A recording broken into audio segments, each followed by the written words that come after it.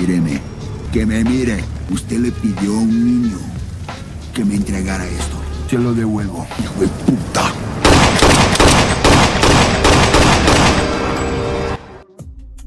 On a middle-class rooftop in Medellín, the world's most powerful and feared criminal took his last breath. On December 2nd, 1993, Pablo Escobar, the notorious king of cocaine, was finally dead. But as the gunshots faded and a nation celebrated the end of a long, bloody terror, the story of his empire was really just getting started. His family, holding the keys to an estimated $30 billion fortune, simply vanished. His most loyal men scattered. And his enemies, from rival cartels to government agents, began a new hunt, not for one man, but for the ghosts he left behind. This wasn't the end. It was the beginning of a secret war fought in the shadows, a global chase for the survivors of the world's greatest narco empire and the unimaginable fortune they might still be protecting. This is what happened after the king fell. Pero si el que lo mató lo pueda matar a todos los hijos, yo solo lo mato en malparido. The fall. The death of Pablo Escobar created a power vacuum unlike any other. For years, he was the undisputed ruler of the global cocaine trade, a man who, at his peak, was pulling in an estimated $200 to $300 million a week. His funeral was a bizarre, chaotic spectacle. Over 25,000 people flooded the streets of Medellín to mourn the man many saw as a local hero, a twisted Robin Hood figure, even as the rest of the country breathed a collective sigh of relief. But for a handful of people, the grief was completely overshadowed by pure terror. These were the survivors. At the center of it all were Escobar's wife, Maria Victoria Henao, his 16-year-old son, Juan Pablo, and his 9-year-old daughter, Manuela. They were now the most vulnerable targets in all of Colombia. Rival cartels, especially the rising Cali cartel, and Los Pepes, a vigilante group of people persecuted by Pablo Escobar, wanted them dead. They didn't just want revenge, they wanted the cartel's money, its routes, and all of its secrets. For Maria and her children, the world shrank overnight. They were holed up in a Bogota hotel under supposed government protection, but it felt a lot more like a prison. They knew that staying in Colombia was a death sentence. Their only hope was to disappear completely, and so began a frantic, desperate escape, a global odyssey to outrun the bloody shadow of the name Escobar. The scattering. The family's first attempt at a new life took them to Germany. But as soon as they landed, they were denied asylum and sent right back to Colombia, back into the crosshairs. They were outcasts.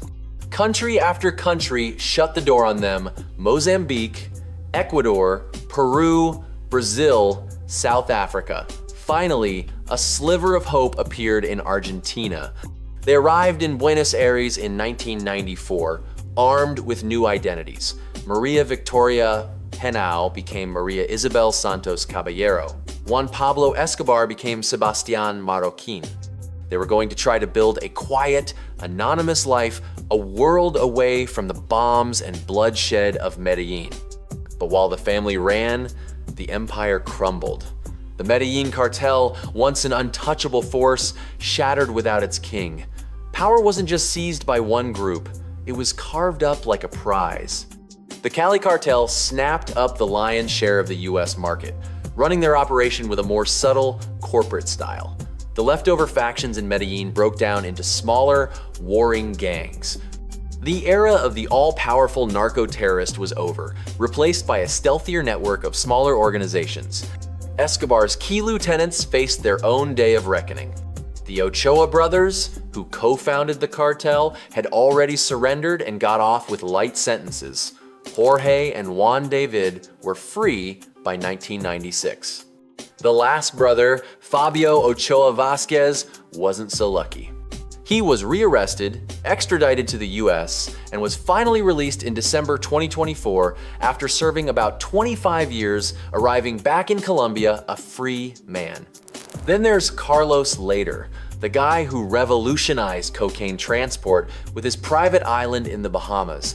He was released from a US prison in 2020 and sent to Germany. In a strange twist, he returned to Colombia in 2025, was briefly arrested, and then freed days later when a judge ruled his old sentence had expired. Men who built a billion-dollar empire were now walking free, their secrets locked away. And what about the biggest secret of all? The money. At his death, Escobar's net worth was estimated to be as high as $30 billion, which is like $70 billion today. Sure, authorities and rivals seized properties, cars, and some cash, but the vast majority of it, billions in cash, was simply gone.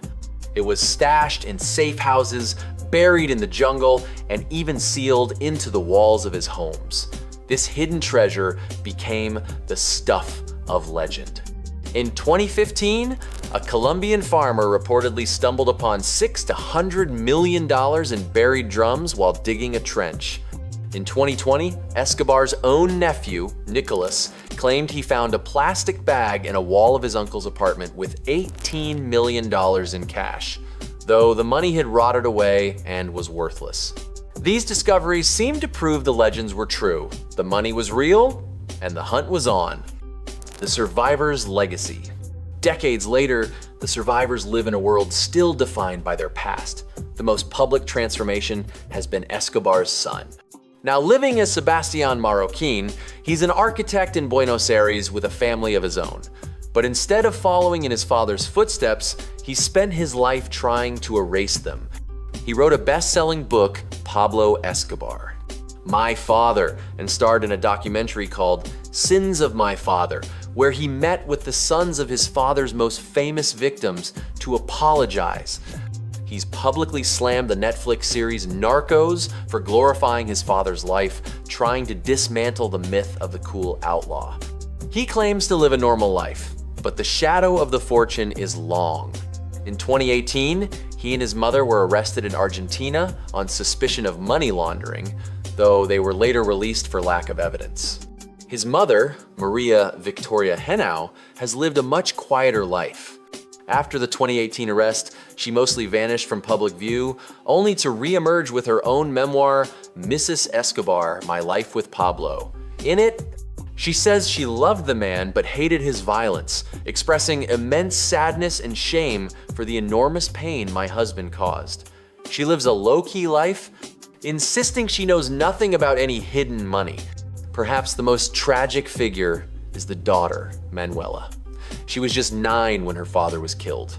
The trauma of her childhood, made worse by seeing the graphic images of her father's death, reportedly led to severe depression. To this day, she lives a completely private life under a different name, shielded by her family, and has never once spoken publicly about her father. Meanwhile, other family members have tried to cash in on the name. Pablo's brother, Roberto Escobar, once the cartel's accountant, now runs a museum out of one of Pablo's old houses in Medellín. Through his company, Escobar Incorporated, he got into some bizarre ventures, like a widely publicized scam selling gold-plated foldable smartphones that, unsurprisingly, were never delivered. The company's CEO, Olaf Gustafsson, pleaded guilty to fraud and money laundering in 2025. When the king of cocaine fell, his empire didn't just die, it splintered into 1,000 different pieces. It transformed from a visible war into a silent mystery. The survivors scattered across the globe, each one carrying a piece of the story and the heavy burden of the Escobar name. Some are looking for redemption, others are looking for profit, and some are just looking for peace. But with key figures like Fabio Ochoa and Carlos Later now free, and with billions of dollars still unaccounted for, the story is far from over. The king is dead, but the legend of his fortune is eternal. And the biggest question of all remains, who is protecting it today? What do you think who is protecting? By the way, if you loved this film, then you will definitely love the film popped up on your extreme left, a film on the Mafia families who are still alive and still running their businesses globally.